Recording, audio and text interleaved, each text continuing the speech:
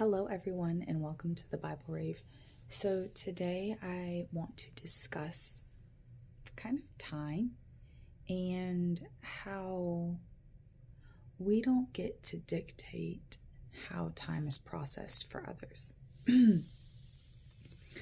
So, excuse me, hold on. Okay, so here we are. Sorry, I had something going on in my throat. So, we are in Genesis around 3. Chapter 3, because this is when the serpent comes and says to Eve, well, what's really going on? What aren't you supposed to eat? Which is strange because that means that the serpent should have already had pre-knowledge, and God only told Adam and Eve not to eat off the tree, meaning there's a streamline of communication, right? Because then the serpent starts talking to Eve. I'm trying to get the glare out of my glasses. Okay, so in life, we have free will and we have the ability to say and do things however we really see fit. And in this situation, that's the same thing that happened. Satan said, well, what's the real thing? And she's like, well, I'm not supposed to eat it. I might die. And he said, well, you'll not die. You'll just you'll be like the divine, knowing good and bad. And see, that kind of struck me differently because in the end, that wasn't the half-truth. That was the truth, because then the collective that God's talking to, he says, well, now they're like us. But what if they eat the fruit from the tree of life and they live forever? And that's why they got kicked out. So Satan says, well, what are you worried about? She said, well, this tree, I'm going to die. See, the half-truth was that you weren't going to instantly die. The half-truth is that you were going to die and you also were going to suffer, right? So when they ate the fruit, they realized they were naked, okay? They were tempted. They used their free will to make a bad choice. And then now they're getting caught, okay? This can go for you. This can go for your kids. This message is for anyone. Well, what is the first thing to do? It says that God came, the sound of the Lord God moving about in the garden at the breezy time of day. Okay, now breezy is super important because breeze is air, right? So in Genesis chapter 1, it said in verse 1-2, it says, when God began to create heaven and earth, the earth being unformed and void with darkness over the surface of the deep, and a wind from God sweeping over the water. Wind is also noted as the spirit. When Adam needed life, what did God blow into his nose? Air, the breath of life, okay? So, and there's this other verse, I can't find it, but it says, you don't find God anywhere but like in the gentle breeze. And if I can figure it out, I'll post it in the link. But so coming back to the story, so now it's the breezy time of the day. They know they're naked. They hear the sound of God in this breezy time. And he's like, where are you? Well, the serpent, he's really not answering, right? They're not answering because they're trying to avoid what's going to come. And so they hide. So you made a mistake. You know you made a mistake, and now you're about to get caught. What do you want to do? You have shame. So you want to hide that, right? So Adam and Eve said, I was afraid because I was naked, so I hid. First thing, who told you were naked? Did you eat from the tree which I forbid you to eat? Flat out. How many parents know what their kid did before the kid even says it? And then the kid's like, oh, how did you know? How many times do you do something and it comes out in light? Guys, when you do stuff in life, it always comes to light. So remember that. But the thing is that, here's the thing. So game and shame, guilt, shame, the game of guilt and shame took Adam and Eve into hiding, distancing them from God. How many times do we feel distanced when we do something wrong, even to our significant other?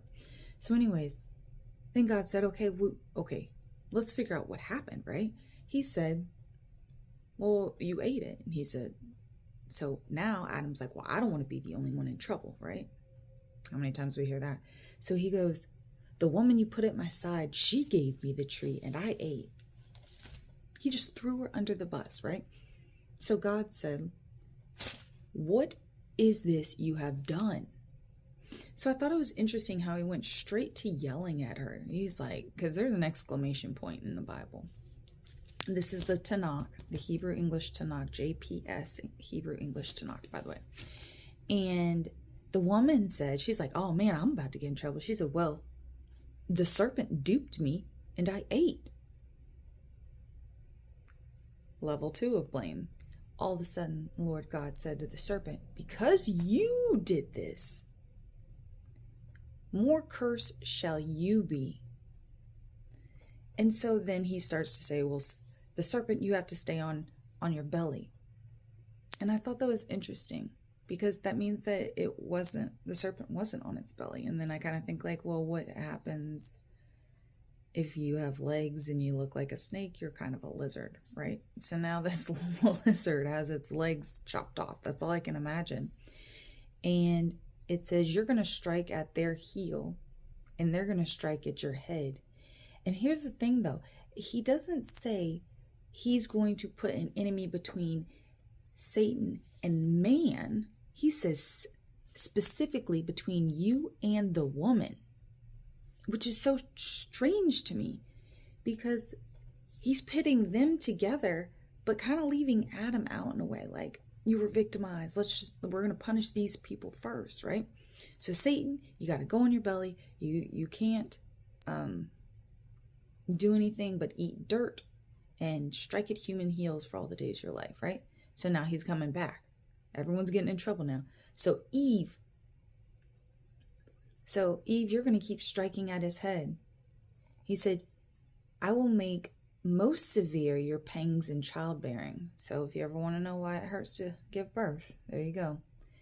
And your urge will be for your husband, and he shall rule over you. So now he's giving dominion. It's almost as if he's taking this partnership and then giving dominion back to Adam. But I'm not really, really sure on that. But he does get Adam too. He said, because you did as your wife said and ate of the tree, which I told you not to eat, cursed be the ground because of you. So if you ever wonder why gardening's hard, by toil you shall eat of it all the days of your life.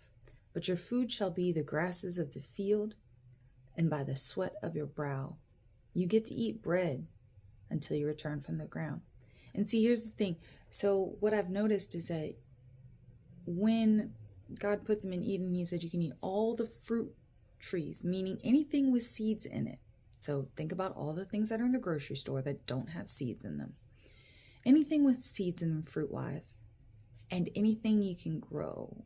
So like vegetables, and now bread, because you can grow wheat. So bread, vegetables, and fruit, which is pretty much a vegan diet at this point. And I thought that was, or a vegetarian diet. They don't talk about meat, so we're going to say vegan at this point, which I thought was pretty interesting. Now, in our own lives, there's so many times when we get wrapped up in the aesthetics of things, because that was the thing that kind of got her. It said she saw the fruit was good. And a lot of the times in life we see the fruit is good. Well, it looks good. It shouldn't be good. And we still try for it to be good. And then when we get punished, we get shocked. And the thing is that if you're doing something wrong, you can't expect not to be shocked. And when you treat people wrong or you respond to people wrong, you can't be shocked. So if you're trying to manipulate or victimize somebody else, you can't be shocked if they lash out. If you are trying to become a better person, you can't be shocked when Satan's trying to trip you up. When you tell someone something insensitive like, well, just get over your feelings, it's about time, you can't be shocked that someone pulls away from you. Your kids are the same way. We can't be shocked that people feel hurt by us, and the only thing they know to do is to retreat. It's the same thing Adam and Eve did. They pulled away. They said, no, that's okay. I'll just try and hide it out. And God knew. He came at a calm time in the day. And he approached it calmly. And then when that didn't work, he said, forget this. And that's where punishment comes in. So when we punish our kids, it's really hard, but sometimes we do have to do it, and sometimes we can have mercy. And so if you are doing something wrong, you can have mercy on yourself and apologize. You can have mercy on yourself and understand why.